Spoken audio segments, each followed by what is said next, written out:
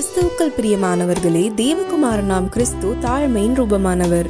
இதனாலேயே அவர் மாட்டுத் தொழுவத்தில் பிறந்து தச்சனின் மகனாக வளர்க்கப்பட்டார். நாமும் அவரை போல் தாழ்மையாய் வாழவே அழைக்கப்படுகிறோம். 1 பேதுரு 5ஆம் அதிகாரம் 5ஆம் வசனம் கூறுகிறது, பெருமை உள்ளவர்களுக்கு தேவன் எதிர்த்து நிற்கிறார், தாழ்மை உள்ளவர்களுக்கு கிருபை அளிக்கிறார் என்று. எப்பேற்பட்ட பாவியை மனதார நேசிக்கும் நம்முடைய தேவன் எதிர்ப்பதும் வெறுப்பதுமான ஒரு காரியம் பெருமை. நான் கட்டின மகா பாபிலோன் அல்லவா என்று பெருமை கொண்ட நேபுகாத் நேச்சாரின் நிலை என்னவாயிற்று என்று நமக்கே தெரியும். மாட்டை போல புல்லை மேய வேண்டிய நிலை.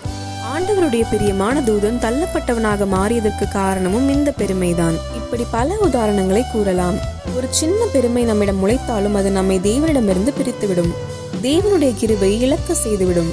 எனவே நம்மை நாமே ஆராய்ந்து பார்ப்போம். ஆண்டவருடைய இரக்கத்தை நாடுவோம். Let us not forget that pride goes before destruction. தேவனுடைய கிருபையும் சமாதானமும் உங்கள் அனைவரோடும் இருப்பதாக. ஆமென்.